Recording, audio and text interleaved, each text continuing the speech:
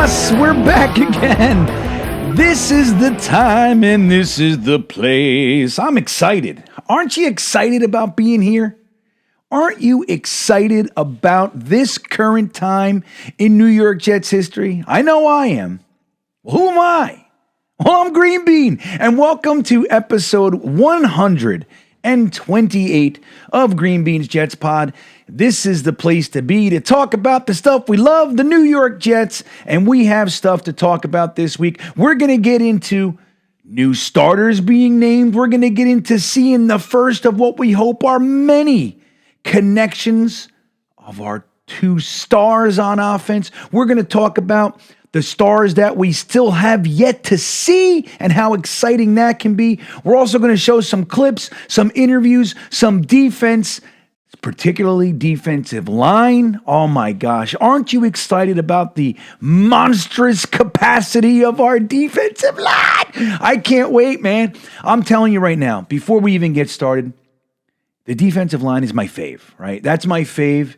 Gastineau, Klecko, Bird, all my guys, right? Over the years, my favorite Jets right now, Quinnen Williams. He's my fave. Bought his new jersey, right? The legacy. Oh, I'm so excited. He signed it for me. Amazing, amazing stuff. But I've been waiting. I've been waiting a long time. John Abraham, Sean Ellis, they were good, right? We've been waiting a long time, though. We had some fancied ideas about, well, remember the Sons of Anarchy? Remember? Wilker's son, Richard's son, Harris' son, right? Remember? The Sons of Anarchy. It was a nifty name, I gotta say. If they would have stayed together for 3, 4, 10 years, we would have had something there. The Sons of Anarchy would have been something.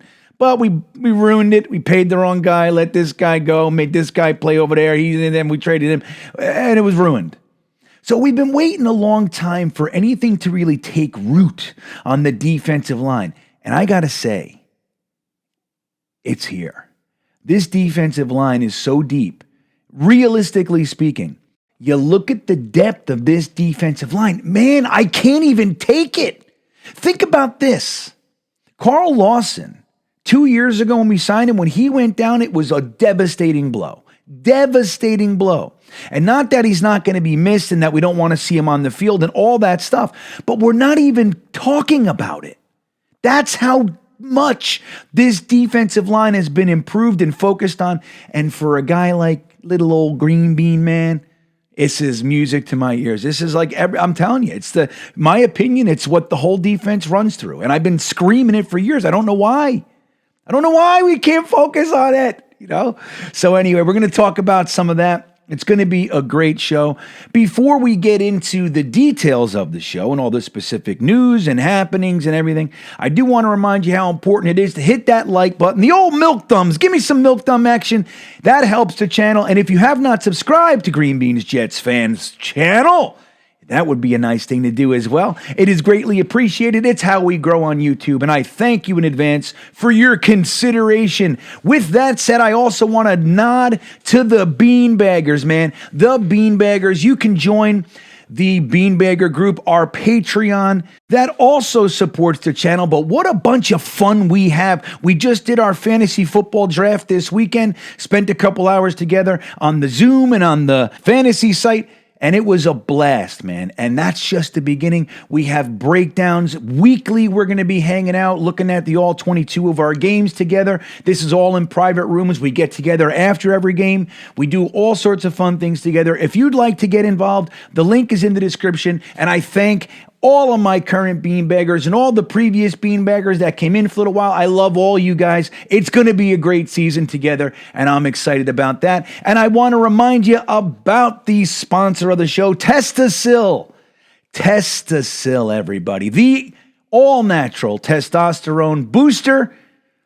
Men start losing their testosterone in their late 20s. All sorts of negative ramifications come from the loss of testosterone. Things like lack of sex drive, lack of motivation, depression. All those things can be attributed to lower testosterone levels. Well, testosterone boosting might be an option for you. Testosil has a great deal going on right now. For all Green Bean viewers, if you click on the link in the description, that'll take you right to the page where you get $10 off your first bottle and a free bottle on top of that. What better time to give it a whirl if you've been considering something like this? And the best news yet is that if you're not satisfied, there's a full money-back guarantee. No questions asked. The link is in the description. The promo code is GreenBean.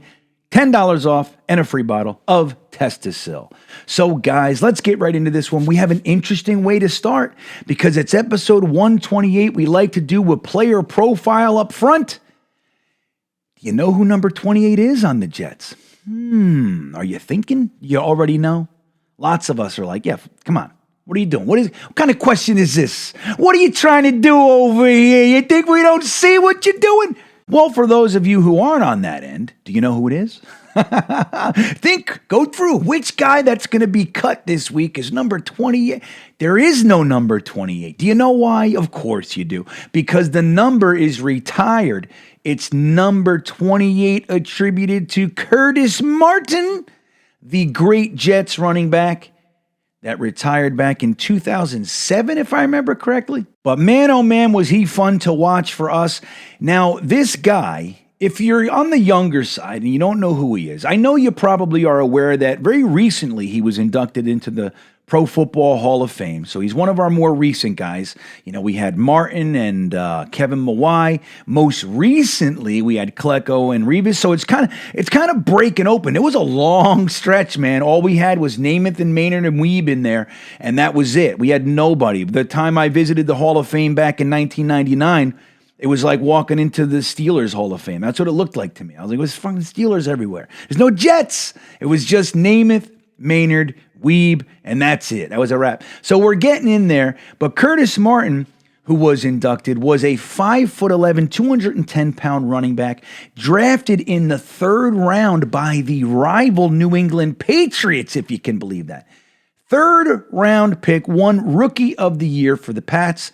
And he was coached by Bill Parcells, who, when he left the Patriots, had his eyes on Curtis Martin. I'm going to go get this guy. Gave Adrian Morrell, our resident back, a shot. He was good. I loved Adrian Morrell. But like Parcells said about it, Morrell, he said, Morrell leaves yards on the field.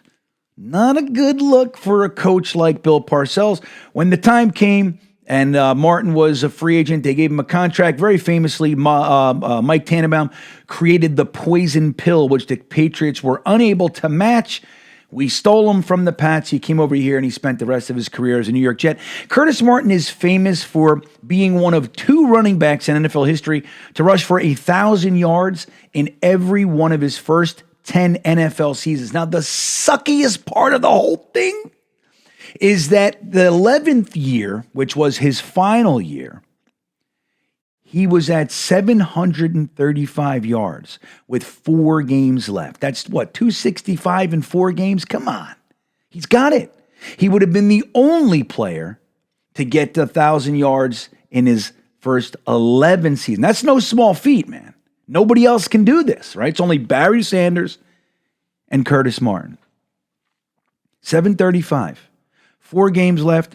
He got injured to the point he couldn't make it back. He was put on IR, and that was the end of that. He retired short time after that, and that's a wrap. So we got 735 yards his last year. It just sucks, you know? He's also 6th in all-time rushing. You know who's 7th? This is interesting. So he's got 14,101 yards, and he's 6th on the all-time list. Number 7 is another guy who spent some time with the Jets. LaDainian Tomlinson ended his career here. 2 very good years. Very, very exciting running back to watch for that short period of time for us. He has just over 13,000 yards, right behind Curtis Martin. And then we had another Jet, Frank Gore. He was here for 15 minutes. He's up there at number 3 because he just stayed around for 45 years. He just kept running and running, and Gase just kept starting him and starting. Why not? Stack it up, buddy. So I think he crossed over into third. He's the 3rd place running back. He crossed over into 3rd all time, I believe, while he was a Jet. Maybe not. I feel like I remember that. So Curtis Martin also had, he was the NFL's leading rusher in 2004.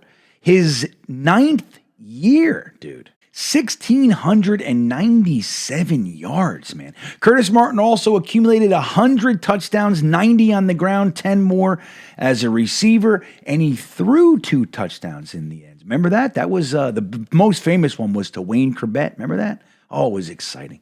What a great back Curtis Martin was. No matter how you slice it, he's one of the greats of our New York Jets running back history, and he's our player profile of the episode 128. Sending some love out to Curtis Mother effing Martin. There he is. Or as, what's his name would say, Berman. My favorite Martian. My favorite Martin, you call him. I'm all jammed up. It's hard to remember all this old shit all the time. I got to be honest with you guys, man.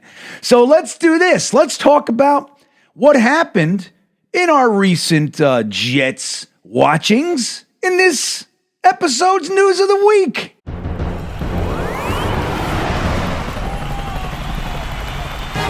So what's the big story, huh? What is it? What do you think the big story is so far this week? Now, we got a lot going on in the coming week, this week, but what's really the big story coming into this episode, let's call it?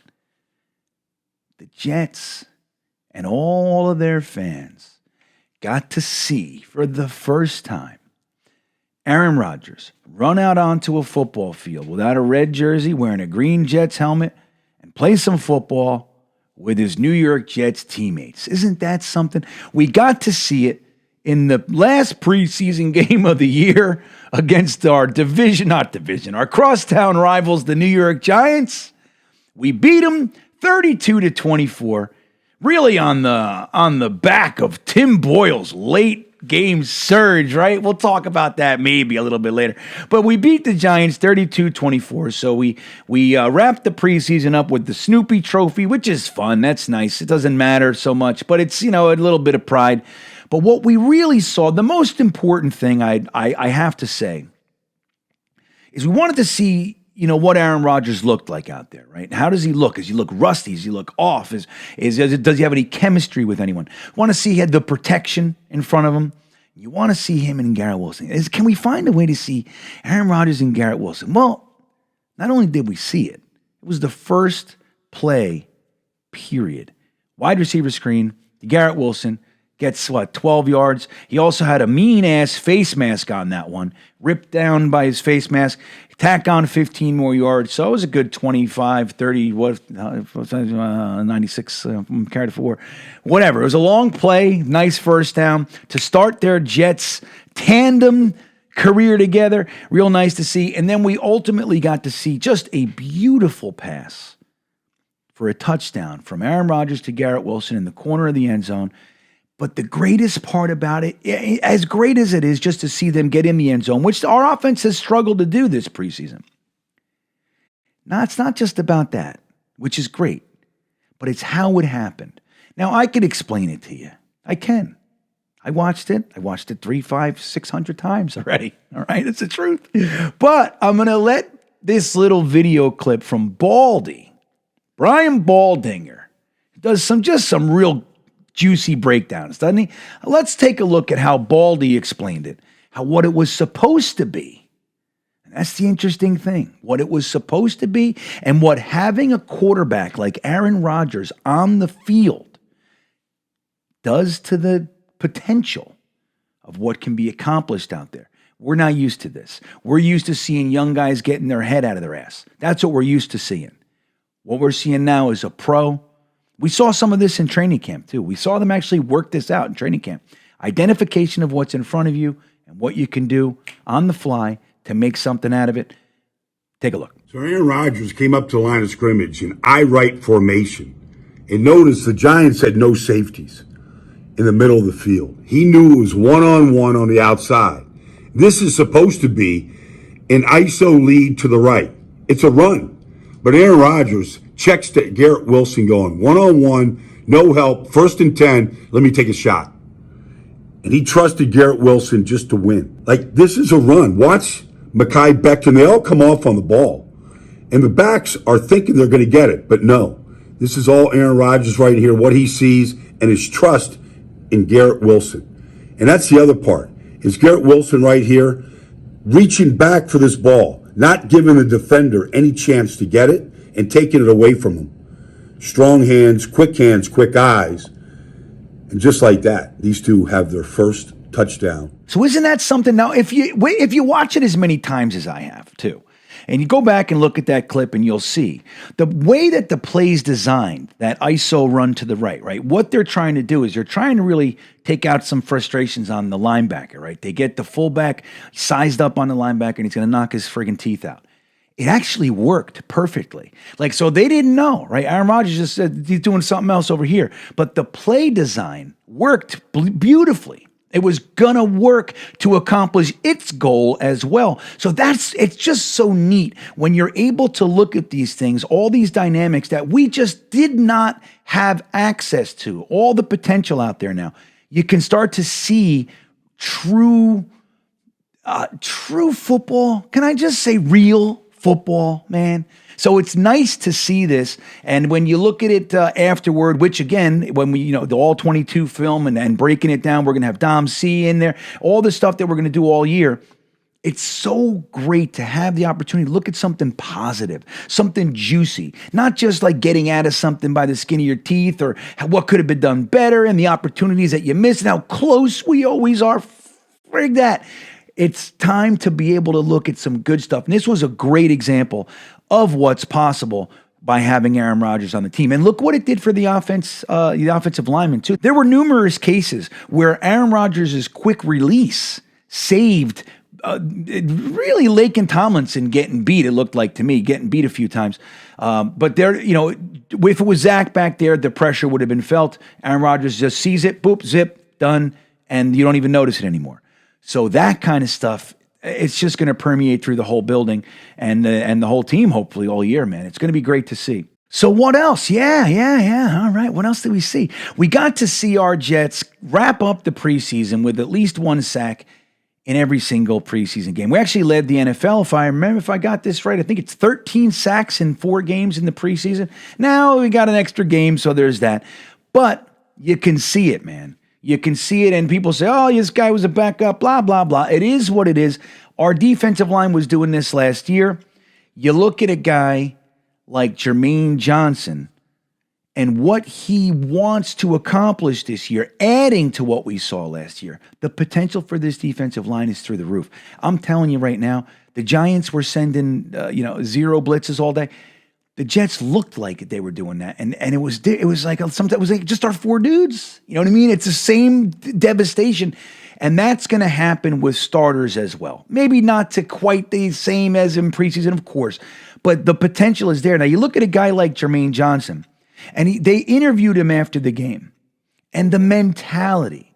Now, when we talked about why the Jets wanted to draft him in particular so bad, I still think they might have considered Aiden Hutchinson if he was there, of course, but all being what it is, they liked Jermaine Johnson because of his desire and ability to seek out his own personal development in addition to what the team was offering him, both at Georgia and at Florida State. So they identified that with him. They had those conversations with him, how he was going outside of what was given and he was adding to his repertoire on his own. Well, the same thing's kind of happening here, and he's poised for a serious uptick in production. Listen to this interview by Jermaine Johnson.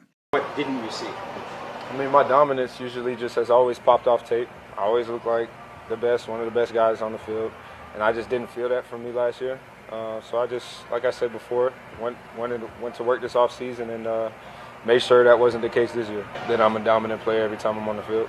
And you can see it, man. You can see it every single game, every time that he's on the field. You can see it. He looks different. He looks different, and it's been consistent. And I'm excited for Jermaine Johnson. But you just add him to the whole defensive line, adding Will McDonald. Look at Bryce Huff. There was that one play, the step on Bryce Huff. Everybody's breaking it down. If you're on Twitter or Instagram, you've seen it, man.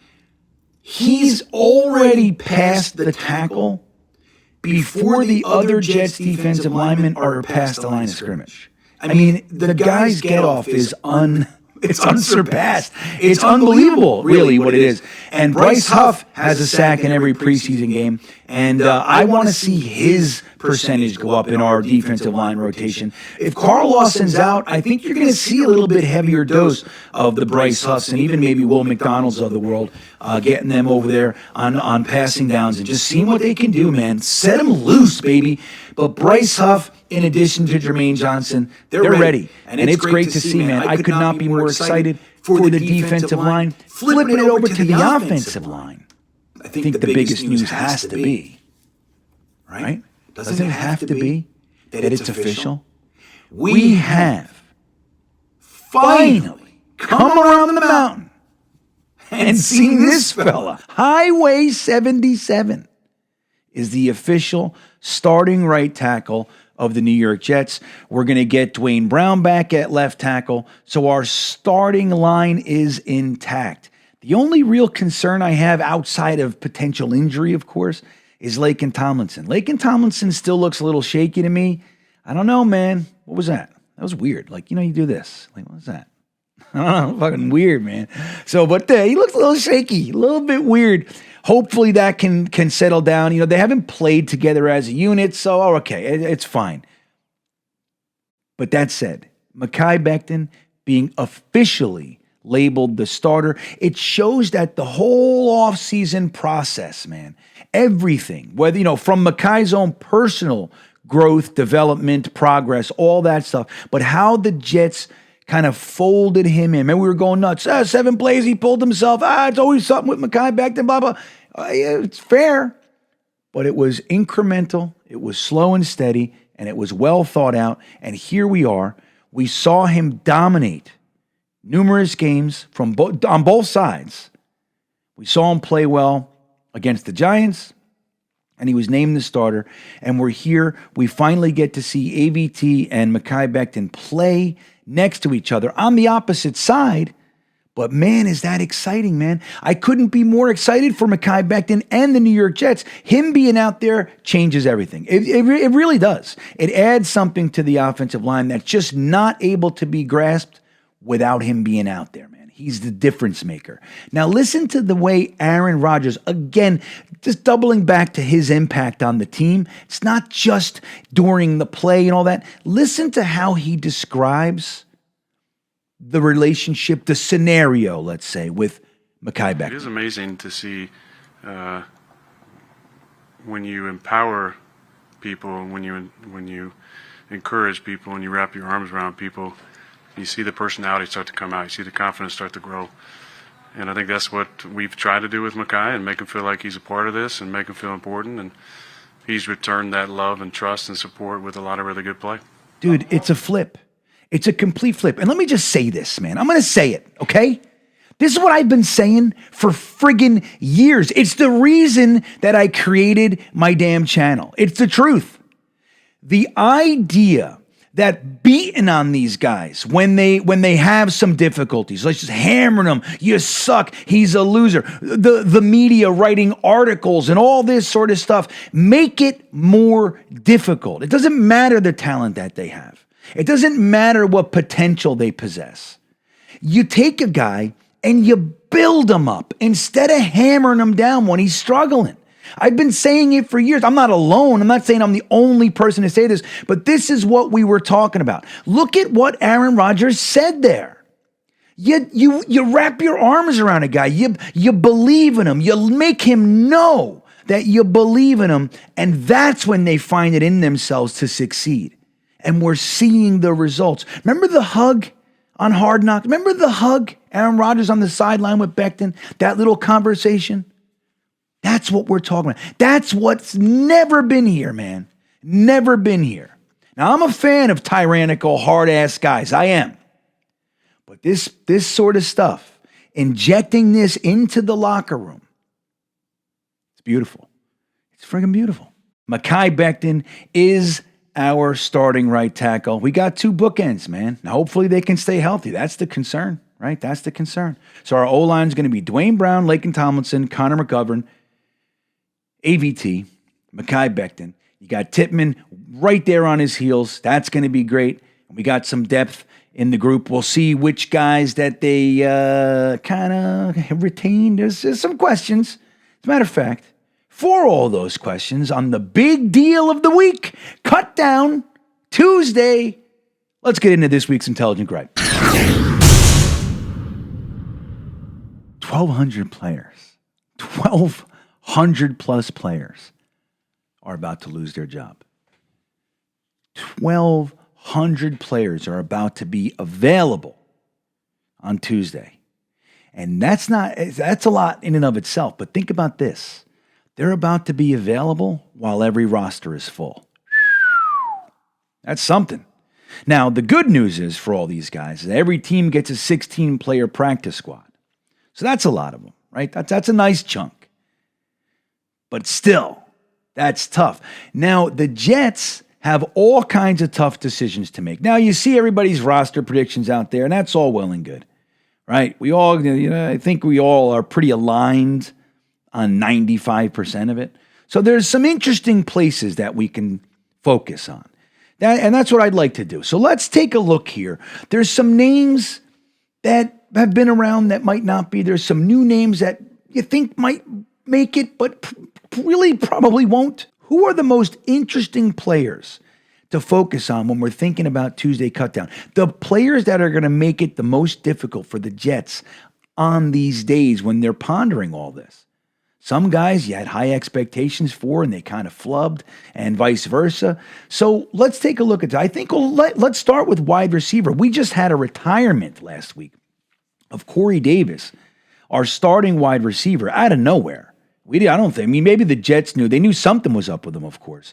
But retirement, that's a little extreme, and it creates a hole. Now, a lot of us may be a little bit hard on Corey Davis. He's not what we hoped when we got him in free agency. But you can't deny he's a solid wide receiver, and he's had his moments here. And I think taking that second or third fiddle, I think he's really wide receiver 2 while he was here. But even if he's 3, you gotta say that losing that is a hit. That's a big hit. So now we're left with Garrett Wilson, Alan Lazard, Reggie Cobb, and McCole Hardman. They're locks. Now I think Malik Taylor is now a lock. I didn't know if he was, but I do. I think he's got the relationship with Aaron Rodgers and the whole thing. So he's been in the NFL. You don't have to worry about him, making rookie mistakes and all that kind of stuff. So that leaves us with a battle between Xavier Gibson and Jason Brownlee. Now, that's if we even keep 6. There's the idea now that the Jets are going to only keep 5 wide receivers and go heavy at other positions. Maybe you keep a 4th tight end. Maybe you keep an extra running back, especially with Tommy Bohannon, with Bawden, geesh, man, with Brad Baxter on the roster, shit. But with Bawden seemingly like he's going to make the roster. We saw it on the ISO run. It's like they like the fullback in there. They like it. So now carrying essentially 5 running backs, and you got 4 tight ends. That's 9 players right there. Maybe even they keep Yeboah for his special teams prowess and use him. He's played wide receiver. He's a pass catching guy. So, I mean, there are ways to compensate that might impact the wide receiver group significantly more than we're used to seeing. But that said, let's just say that the Jets are going to keep 6. Let's assume for a minute that they're going to keep 6. You got Gibson and Brownlee. If you look at this game against the Giants, they were really giving Gibson every single opportunity to win the job. Now, I think he made it difficult, right? He did some really good things, but man, did he blow it a few times. Some really bad drops, man. Really bad drops. Made Zach look a little worse than he did, which some of it's on Zach too. You can't take it away. But I think Xavier Gibson gave us a mixed bag, settled down as the game went on some, and showed that he's a talented player. But so did Brownlee. Brownlee is not, dude, he's made his mistakes in the preseason too, but he's really been a solid player. One of these guys is going to be exposed at minimum, potentially both are going to be exposed to the waiver wire. Now, does somebody grab him? Are you regretful that you did that when you could have just kept him? I don't know. It's a tough decision. If I had to make my prediction I think that the amount of time they gave Gibson and how he did kind of overcome the difficulties, I think he adds a little bit more of what we don't have. He's kind of Hardman-esque, a kick returner value. He's got a little bit more going on than Brownlee at the moment. If it was my team, I'm keeping Brownlee. That's just how I like big wide receivers. I'd run everybody big. I'd have 6'2" and up wide receivers and extra tight ends all day. That's what I do. I want to lump everybody. I want them to feel miserable when they're done playing my team. But that's me. So I don't know, so we're going to see, right? I think Gibson has the edge, but that's one interesting battle. What about the linebackers? Switching it over to the defensive side of the ball. We just used a fifth on Zaire Barnes, so I got to think he's going to make it. We know C.J. Mosley and Quincy Williams are going to make it. We know Jamie and Sherwood's making it, so that's 4 right there. Are they going to keep a fifth? If they do, I think it's got to be Chaz Surratt. Can Chaz Surratt potentially push Zaire Barnes to being exposed to the waiver wire? I think Chaz Surratt might be more ready to impact the game than Zaire Barnes. I think Zaire Barnes is strictly special teams. And I don't know if Chaz Surratt isn't better than Zaire Barnes at special teams. So they're going to have to look at this stuff. We know that Saleh loves him. This is a tough one, man. And then you look at the safeties, if they're going to be able to, want to move the safeties around like they do and kind of fill some linebacker void with the safety. Do you need the linebacker? There's a lot of questions to really ask and answer here.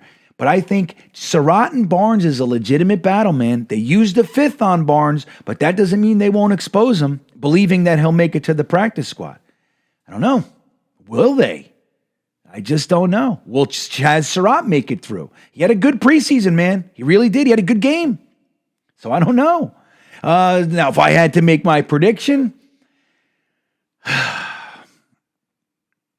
my prediction is that all right, here's my prediction. My prediction is that they're going to keep Barnes. They're going to keep Ford. They're going to keep Barnes, and they're going to expose Surratt, and hopefully they can get him back. That's what I think they're going to try to do. What I would do it the opposite. I would keep Surratt and I would expose Barnes, and I'd hope that he made it back. He's raw enough that teams aren't necessarily gonna be clamoring for him. Usually when you grab somebody and on waivers like on cutdown day, you're hoping that they can impact and give you something more than the guy that you just had in camp for a few months. Like that's the thing. It's not so quick that teams are going to jump and grab your guy, even if they did like him in the draft or what have you, because he's got to be more ready than the guy that they just put the developmental time into. Another rookie, for example. So, that's where the value, is Zaire Barnes ready enough to do that? I don't know. But I think they're going to end up keeping him. Let's move to safeties. We were talking about that a second ago. What do you think is going to happen here? I think it really boils down to Davis or Dean. Now, Ashton Davis is another one. Saleh seems to love him. He's been on the team for a few years. He's got a $3 million price tag, though, and Trey Dean looks like he could do something. I think Converse would be in the discussion, but he's injured, and I don't know. What do they do with him? I think didn't he come back? But I don't know. So we know that Crookshank was already cut from the team, so he's not in the conversation, which is fine. Camp body, so to speak.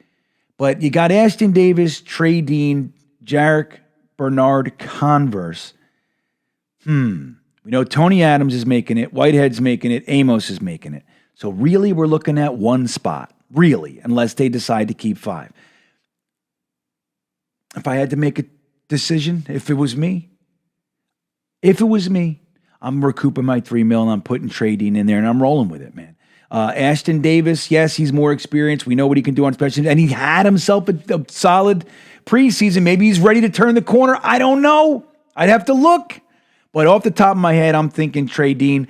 Now, my prediction, they keep Ashton Davis and they expose Trey Dean, undrafted free agent. They're not worried about him getting plucked. They already got Tony Adams, who they did this with last year. They're working with him. He's the young buck on the squad.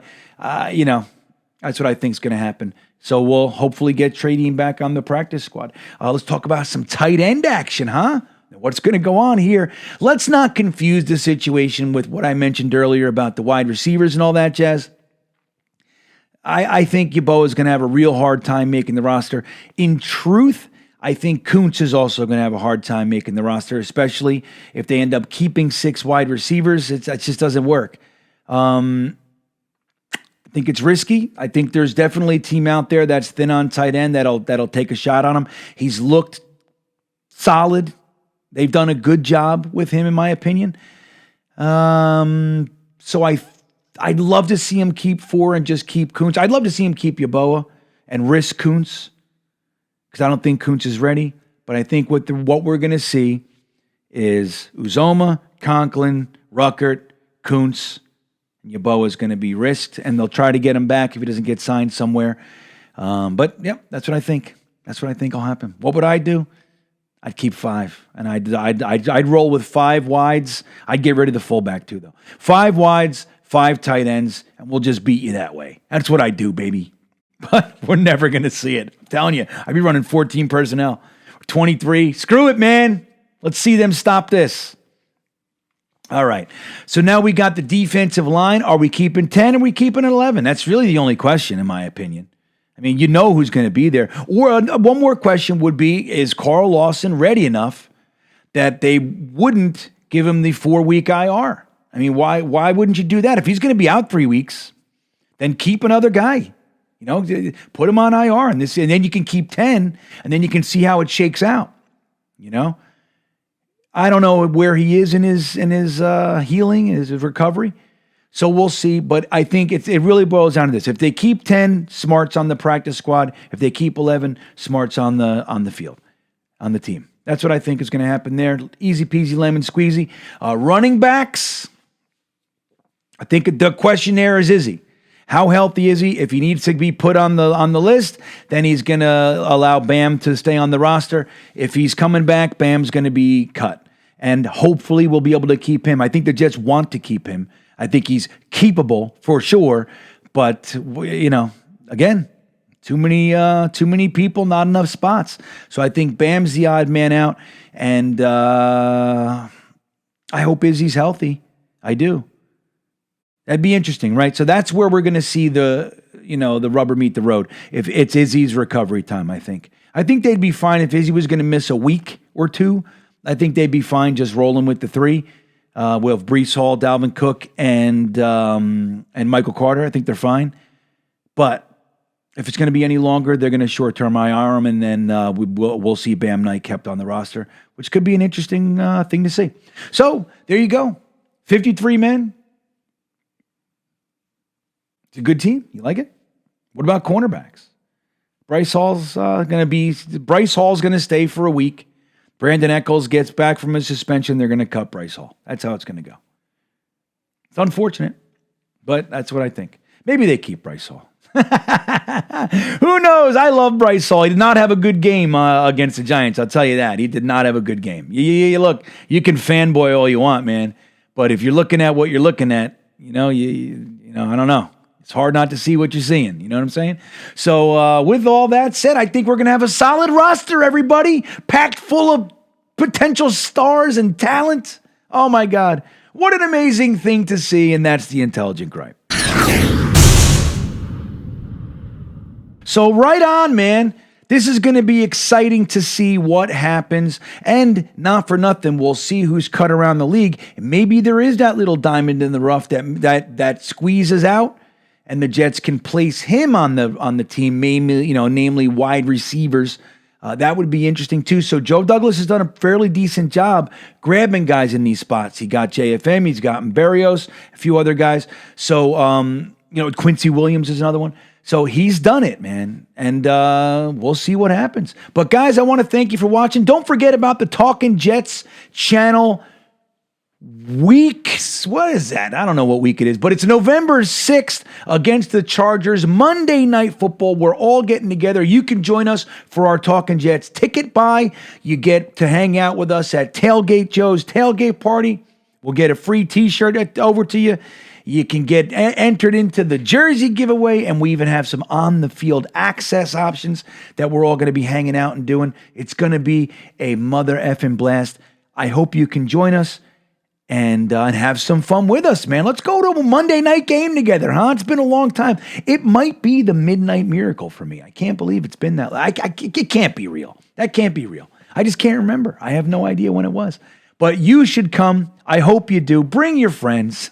With that all said, have a great week, everybody. And as always, go Jets.